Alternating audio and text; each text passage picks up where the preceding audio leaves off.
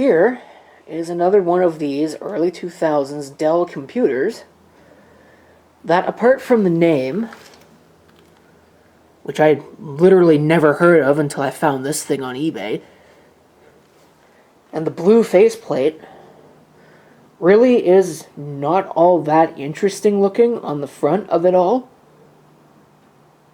I mean, it's just another one of these early 2000s Dells. But there is some intrigue to this particular machine, in that this is Dell's first real foray into retail sales.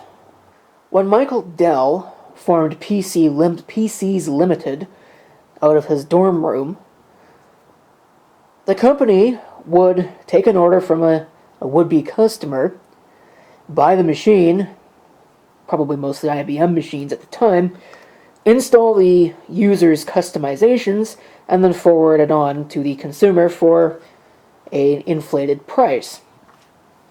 Later on, Dell started making their own machines, but it was the same basic idea. They were never really a retail company like, say, Gateway or Packard Bell or HP or Compaq or any of these companies that sold in stores like CompUSA, Best Buy. This machine, introduced in 2001, was their first entry in the retail business. This is a Dell SmartStep 100D. When people think of budget computers in the late 90s, early 2000s, that sort of time frame, they usually think of e-machines. And it wouldn't be too out of place to think of this as a direct competitor to e-machines, because it is. In fact, it really even looks the part. Of course, this Dell SmartStep 100D doesn't have the never obsolete tagline emblazoned on the front and a bright blue sticker looking like some kind of scam. What it did have going for it was price. $599 got you this system. Quite a bit cheaper than Dell's existing units, and quite a bit cheaper than the competition. Maybe not so much e-machines, but it was certainly designed to compete in that arena. Of course, to get to that $599 price tag, Dell took a number of shortcuts with this machine. It shipped with a 1 GHz Intel Celeron processor. There was no Pentium 4 or even a Pentium 3 upgrade path to that. It was a 1 GHz Celeron or nothing at all. It shipped with 128 megabytes of RAM, which really, I guess, wasn't too bad for 2001, but there were a lot of machines by that point that were shipping with at least 256. And it uses the Intel 810 chipset, which means it's limited to a maximum of 512 megabytes.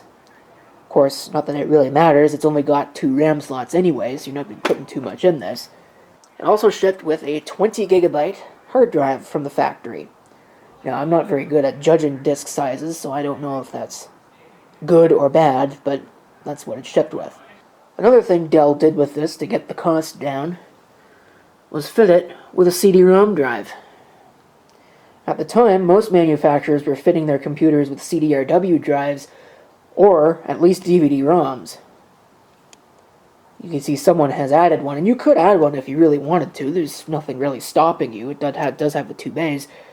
But it's an interesting limitation nonetheless.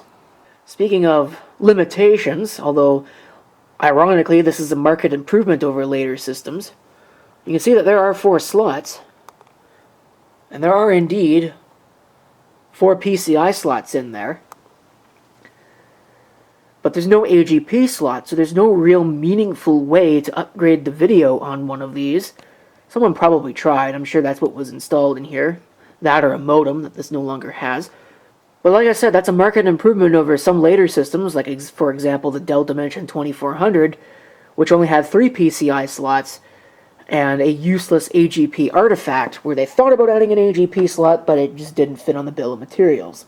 Another interesting point of this machine is that even though it was Dell system, sold by Dell in the retail channel, these were not built by Dell. All of these were built by MyTac, which is why it bears more than a little resemblance to the later machines. I think are a little bit bigger than this, that were also built by MyTac. Although in the case of this machine, this is not a Dell motherboard. It certainly looks like it, but the motherboard itself is actually, I believe, just a standard Intel board that has a Dell BIOS on it. Maybe it's even a MyTac motherboard, I'm not 100% sure. But there's basically no Dell branding on that board anywhere until you boot it up and see the boot splash on the screen. Take a look here at some of the specifications stickers. This is a series TED 0101. Interesting, SmartStep 100D. There's the serial number. And the service tag. I tried looking up the service tag earlier and actually got an error message. So that's kind of interesting. This is a standard ATX power supply, or at least it looks like a standard ATX power supply. I'd have to check the wiring. But it's mounted not on the top of the machine, it's mounted sideways like this, which again, this is something that a lot of gateways did, something that a lot of Packard Bells did. Maybe not E-machines. I don't remember seeing a lot of E-machines with this particular design, but even HP. This reminds me a lot of that HP Pavilion 6648C that I've got. It's got onboard everything except Ethernet, which again is to be basically expected for a machine of this age. Audio, video, probably Intel 810 video, so not great. Parallel serial, USB, and PS2, of course, and then you've got your 4 expansion slots down there. This machine is very clean. I'm actually quite impressed with how clean it is. There's very, very few marks on the entire computer. This was an eBay find. The seller had it listed for some exorbitant amount of money that I wasn't going to pay. I just happened to stumble across it while I was looking at related listings to something else that I also bought that's on its way that should get here soon. Well, soon as of the making of this video, which is November 2024. Basically the end of November. By the time you're seeing it, it'll be a new year. But they had it listed for an exorbitant amount of money. I left a lowball offer on it, and astonishingly, it was accepted. Apparently they've been sitting on it for quite a while. I don't know how long it was on eBay. Probably should have looked. So, it looks like it's all original, 128 megs of RAM with the Celeron processor. Let me go ahead and pop the cover off here and we'll take a look at inside. There it is with the cover taken off. Not much to see. You really can't see much. It's packed in there quite tightly. Again, it reminds me a lot of things that HP and Gateway were doing at the time. Unfortunately, yes, it is one of those cases that comes off in one piece. I hate those things. But that's how MyTac chose to design this. I'm glad they went away from it for the later systems. You can look inside. You can see capacitors all over the place, but it looks like they're all okay. There, of course, is your CPU. That looks like a socket 370. So this would be a Pentium 3 based design, and I suppose there's probably nothing stopping you from putting a Pentium 3 in here. Well, yeah, if you take a look at this, there is zero Dell branding anywhere on this entire board. Looks like it's just a standard Intel motherboard. Not much special. The battery, I'm sure, is dead. I'll have to replace that. When I got it, the clear password jumper was closed. And I'm not 100% sure if that clear CMOS jumper is in the right place either. I'll have to look at that, because those pins aren't labeled. So maybe I'll have to adjust that. Here you can see your 4 PCI slots. Try and take a look around this power supply area here, but there's not really much to see. It's just the heatsink, really. I don't have to put another slot cover in there unless I decide to put an Ethernet card. And I probably will if I've got one sitting around here. I'm sure I've got one sitting around here. This power supply is also a MyTac power supply. I think this is the first time I've actually seen one of their power supplies. 145 watts. Actually quite powerful for the time period. And looking at the wiring, That does look like a standard PC power supply wiring setup there. Of course, being a socket 370, this doesn't have the P4 power connector, but again, it'd be awfully easy to just replace this power supply with something that did. If you wanted to do some case modding, not that I would. I'd like to keep this thing all original if I can, and that includes the 128 megabytes of RAM, even though it's shipped with Windows XP. 128 megs of RAM is really not enough for Windows XP. You really want at least 512, which I think represents the maximum this would take. It's only PC 133, and the Intel 810 chipset, I believe, is limited to 512 megs anyway. At least they left me the cabling for the hard drive.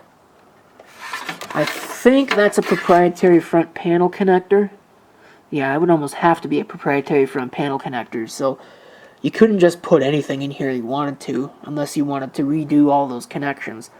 I'm sure they're close to standard, and you probably could, but, you know, why put the effort in, right? Here's where the hard drive would go. They shorted me that, but I'm not really surprised. Looks like this front cover would come off quite easily. Yeah, maybe not. Well, there's a couple of things on the front, too, but I don't see a need. This thing is surprisingly clean as well. There's very little dust. It's almost like the system was never used. It's shipped with a 20 gig drive, so I'm probably going to go see if I can find a 20 gig drive in my collection. If not, a 40 will do. I know I've got a 40 sitting around. I've also got a 60 sitting out here that I could probably also use, but I want a 20, so we'll look for a 20 first. And I'll get an install disk and we'll reload the operating system. Well, I was hoping maybe to get a RAM upgrade, but I don't know. I can't actually find my PC 133, which is, of course, what this takes. So you can see there. And given how tightly packed this looks like it is, I think I'm going to skip on that idea. Of course, it remains to be seen how these connectors are actually supposed to go into the drive. They're supposed to go in from the front. It looks like they're not, so they're probably supposed to go in from the back. It looks like. I do have some hard drives. I don't have any 20 gig drives, but I've got a bunch of 40s that I could throw in here. So I'll pick one of those. I'll put that in here. And the other thing I'm going to do in order to cover that up, because it would actually be useful, is I want to just go ahead and install this 3C905 3-cob Ethernet card. Just because networking might be helpful. So I'll do that, and then we're going to install the operating system. Okay, so hard drive is installed, and so too is the expansion card. This is backwards from what I would have actually expected, and the cables go to the back, and that was not easy to do with this motherboard tray in here. I don't really know what they were thinking, or if they were even thinking at all when they designed that, but wow. Not great. But I should be able to put the cover back on this thing now and reinstall the operating system. Now, what am I going to install? Well, it's got 128 megabytes of RAM, so Windows XP is probably not the best idea, but that is exactly what we're going to do, because I have a subset, anyway, of the original restore disks. So hopefully I've got enough to actually restore this thing to factory operating condition, at least mostly. I will have to add a driver for that 3C905, but that's not a big deal. Okay, I've got it mostly cabled up now. I've got the PS2 connections, the monitor. I just need power. I did have this powered on earlier. A couple days ago it was working fine then. Hopefully it's working fine now, and doesn't choose to take my hand off in the process. It will immediately power on, at least that's my experience. Or maybe it won't. Actually, it probably immediately powered on because the clear password jumper was in place. So there we go. I heard the hard drive spin up. CMOS checked some error. That's not a surprise. We'll go into setup here. And there's your setup utility. Nothing much really to see. That time is correct. Or is it? No, I don't think it's quite correct. Yeah, it's a little bit off. It's 7:35 right now, but the data is correct. So I wonder if that clear CMOS jumper is actually in the wrong position. I should probably look into that. Celeron, 1 GHz, 128 megs of RAM. Has not been upgraded. Looks like processor number features. So yeah, this is a Pentium 3 based system. Processor serial number is what that stands for, and that was an e-commerce thing where if you turn that on, e-commerce sites would actually be able to identify you based on the computer you were using. I think it's pretty clear to see why that didn't take off. Integrated peripherals. Parallel port. Well, I usually like to set that mode to ECP. Leave the rest of that alone. IDE configuration. Yep, there's the hard drive is there. The 2 optical drives are there.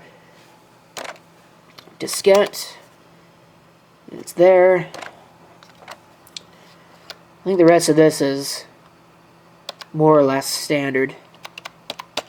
So we'll go ahead and I'll double check all of it, make sure that it's set right, and then we will get straight into installing the factory software, hopefully. Use the Dell logo.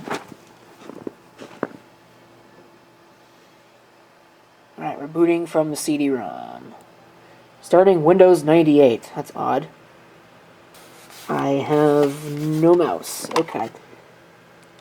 Continue. Continue. I don't care what's on the drive anyway. It's doing its thing there.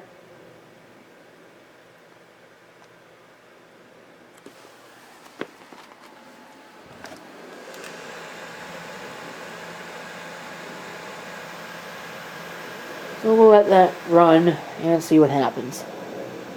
Of course, it asked for the 3rd disk, which I hit cancel on. Let's see if enough of it's recovered. Nope, of course not. What a surprise, huh?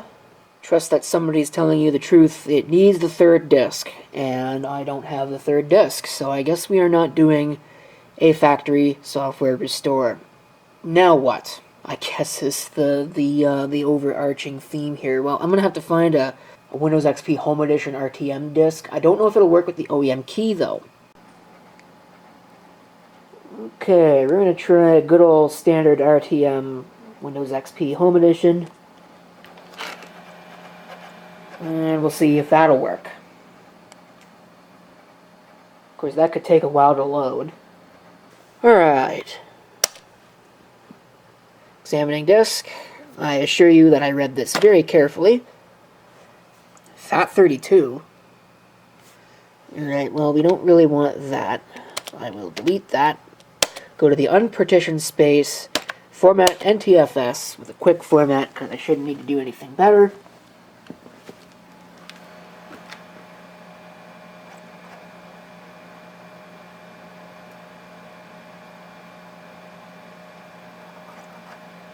And this thing should then move into checking drive C, which is what it did. Then immediately jump straight to getting list of files and copying all the files and doing all the usual things. I'll come back once we've got to the graphical portion of setup, if we actually even get that far. Okay, well, we made it to the graphical portion. Do I have a mouse? I do actually have a mouse here, so that's good. I'll leave that alone. I'll have to put in all these details. It's probably going to include the product key on the back, which I bet it's going to reject because my life is a comedy. Believe it or not, it actually took all of that in stride. Didn't have to find some random product key online or something, so that's good. I'm hoping, though, that the system is generic enough, or that most things are already, or they're generic, like I said, generic enough that Windows XP's already got built-in drivers for them, because I tried looking up the service tag, and Dell's website seems to have no idea that the system exists. It knows what the express service code is, based on that service tag, but that's the extent of what it knows. So that's irritating. Asked me to provide feedback. You better believe I provided my feedback and my opinions on that particular state of affairs. But that obviously really doesn't help me when what I need are the drivers, not to send vituperative messages to Dell about how much I hate their new website. Believe it or not, I think it loaded the video driver just right off the bat, because that looks like that's running at native resolution for this screen.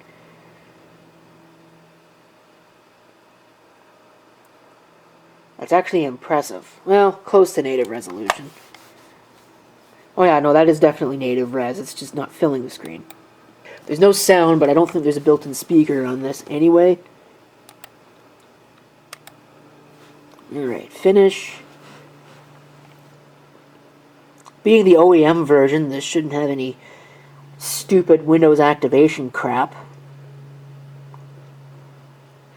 I guess we'll find out. It probably won't even work if I try to activate it.